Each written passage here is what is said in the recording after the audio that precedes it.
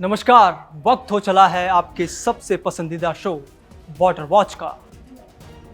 एक बार फिर अफगानिस्तान तालिबान पाकिस्तानी सेना पर टूट पड़ा। बॉर्डर पर ऐसी जंग छिड़ी जिसने पाकिस्तान में कोहराम मचा दिया।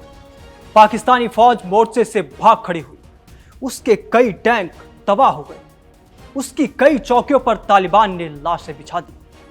अब ये हालात हैं कि अफगानिस्तान के तालिबानी लड़ाकों के हमले के खौफ से पाकिस्तानी सेना मुंह छिपाए फिर रही है। हालात ये हो चुके हैं कि पाकिस्तान और अफगानिस्तान के बीच तालिबान के शासन वाले इलाकों की सीमा पर लगातार तनाव और संघर्ष का माहौल बना हुआ है। पहले आपको बताते हैं कि खैबर पख्तूनख्वा के कुर्रम में कैसे कोहराम मचा। दरअसल कुर्रम में पाकिस्तान की सेना और अफगानिस्तान तालिबान के बीच मंगलवार रात को फिर से जोरदार लड़ाई हुई।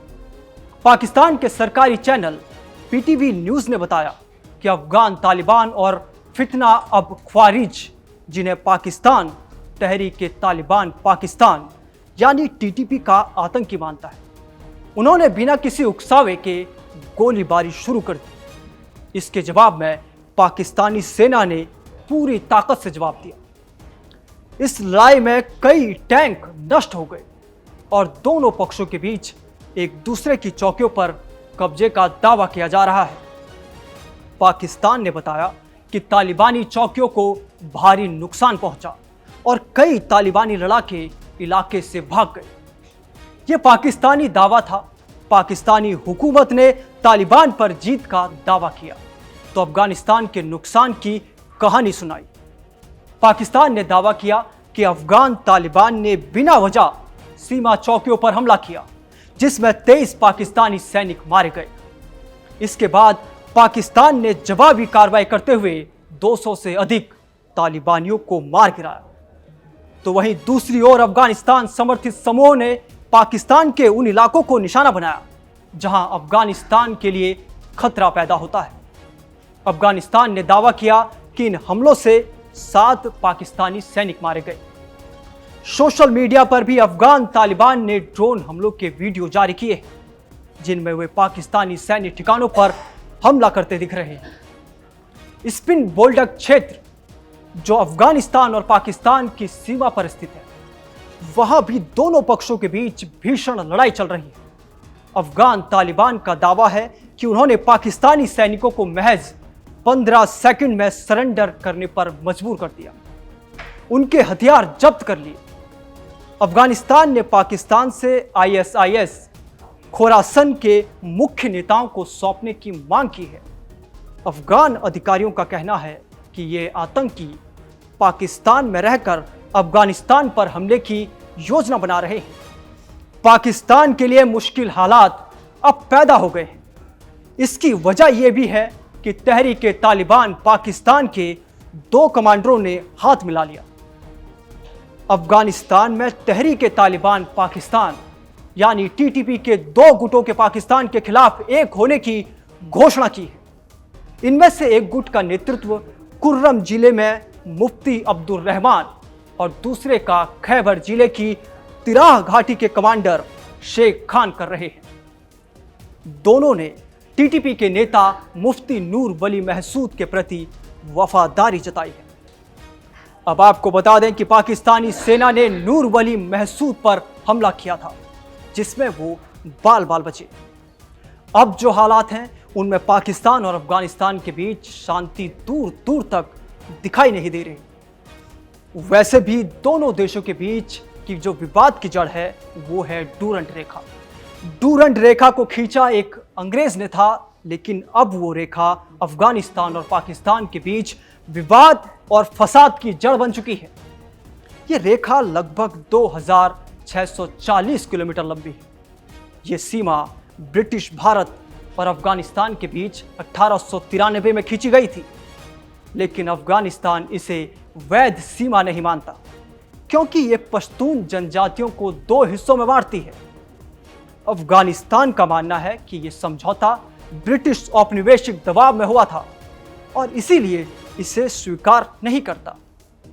इन पूरी स्थिति के चलते दोनों देशों के बीच सीमा पर तनाव और संघर्ष बढ़ता जा रहा है। दोनों क्षेत्रीय सुरक्षा के लिए बड़ी चिंता का विषय है। सबसे बड़ा सवाल उठता है कि तालिबान के पास इतनी बड़ी सैन्य ताकत कैसे आई, जिससे वह एक साथ इतने सारे मोर्चों पर हमला कर सके। कुछ रिपोर्ट के अनुसार तालिबान के पास सक्रिय सैनिकों की संख्या लगभग 1.10 यानी 1,10,000 से 1,50,000 के बीच है। साथ ही करीब 1 लाख रिजर्व फोर्स भी मौजूद है। लेकिन इनके पास लगभग 14,000 करोड़ रुपए का सैन्य बजट है और हल्के हथियारों, रॉकेटों, तोपों के साथ साथ अमेरिकी हथियारों का भी कुछ स्टॉक है। हालांकि उनके पास हवाई जहाज या नौसेना नहीं है, जो उनकी सबसे बड़ी कमजोरी है। लेकिन गुरिल्ला युद्ध में वे माहिर हैं। तालिबान के पास आधुनिक हथियारों की कमी जरूर है, लेकिन उनकी सबसे बड़ी ताकत उनका गुरिल्ला युद्ध कौशल है। वे छोटे छोटे समूहों में छिपकर हमला करते हैं और पहाड़ी इलाकों व कठिन भूगोल का फायदा उठाकर दुश्मनों को चौंका देते हैं। इसीलिए भले ही उनकी सेना का आकार पाकिस्तान की सेना से छोटा हो, लेकिन उनकी स्थानीय भौगोलिक जानकारी और उनकी गोरिल्ला युद्ध की रणनीति उन्हें बहुत चुनौतीपूर्ण बनाती है। पाकिस्तान की सेना ग्लोबल फायर पावर 2025 की रैंकिंग में 12वें स्थान पर है, जबकि अफगानिस्तान काफी नीचे है। फिर भी इस सीमा पर जारी संघर्ष ने दोनों देशों के बीच तनाव को बहुत बढ़ा दिया। ये झड़पें डूरंड लाइन पर हो रही हैं, जो दोनों देशों के बीच विवादित सीमा मानी जाती है। विशेषज्ञों का कहना है कि अगर स्थिति नियंत्रण में नहीं आई तो ये संघर्ष पूरे क्षेत्र की सुरक्षा के लिए गंभीर खतरा बन सकता है। अब आपको बता दें कि तहरीक-ए-तालिबान पाकिस्तान यानी टीटीपी और इस्लामिक स्टेट खोरासान दोनों ही दक्षिण एशिया और खासकर पाकिस्तान अफगानिस्तान क्षेत्र में सक्रिय आतंकवादी संगठन हैं। लेकिन इनका मकसद, विचारधारा और काम करने में फर्क है। टीटीपी एक पाकिस्तान आधारित आतंकवादी संगठन है, जिसकी स्थापना 2007 में हुई थी। इसका असली मकसद पाकिस्तान में इस्लामिक कानूनों को लागू कराना और पाकिस्तान की सरकार को बदलना है। टीटीपी का नेतृत्व उन तालिबानी लड़ाकों के पास है जो अफगान तालिबान से प्रभावित हैं, लेकिन यह संगठन पाकिस्तान के खिलाफ लड़ रहा है। टीटीपी ने पाकिस्तान में कई बड़े हमले किए हैं, खासकर सुरक्षा बलों और सरकारी इमारतों को निशाना बनाकर। यह संगठन पाकिस्तान के खैबर पख्तूनख्वा और पंजाब समेत कई इलाकों में सक्रिय तो है, वहीं आईएसआईएस खोरासान और आईएसके, ये दोनों जो है इस्लामिक स्टेट यानी कि आईएस की एक ब्रांच है, जो खास तौर पर अफगानिस्तान, पाकिस्तान और आसपास के क्षेत्रों में एक्टिव है। इसकी स्थापना 2015 में हुई थी और ये आईएस का हिस्सा माना जाता है।